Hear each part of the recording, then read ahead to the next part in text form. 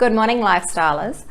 So today's video is about, do you ever hear yourself saying, hopefully it will change when insert something here?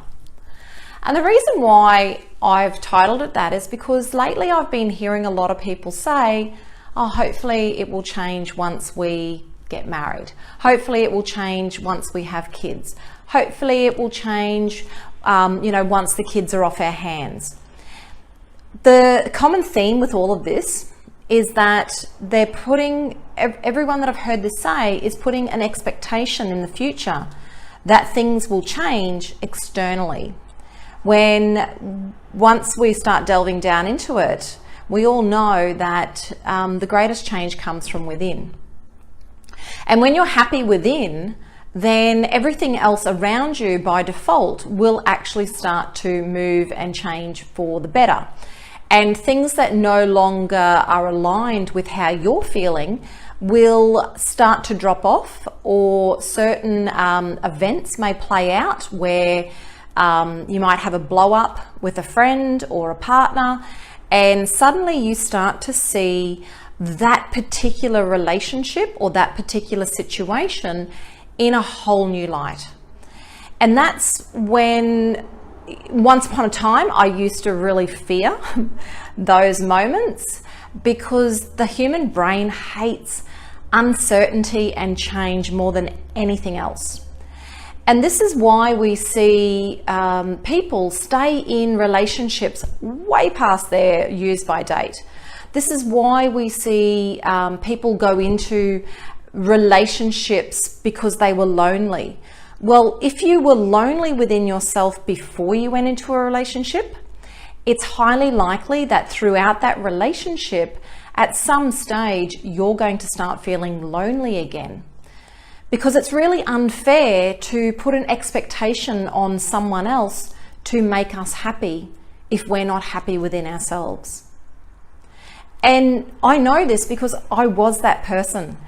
A few short years ago, I would tell anyone who would listen how unhappy I was, how there was nothing to be grateful for, how my ex-husband was continually, taking me through child support issues, how it was unfair that I had to raise my children on my own. And it wasn't until I actually started to look within and started on that personal growth journey of, how do I change? How do I change what's up here so that I can change what's in here? And the two, for me, are interconnected, and you need to be working on both. I was a complete overthinker for many, many years, dare I say decades. And it wasn't until I started to align myself with who I wanted to be versus who I thought I had to be. I used to be the kind of person that would, if I had a falling out with someone, or I went on a date with someone and, they ghosted me, I would go round and round and round in my head. What did I say? Could I have done something differently? Oh, I shouldn't have said that.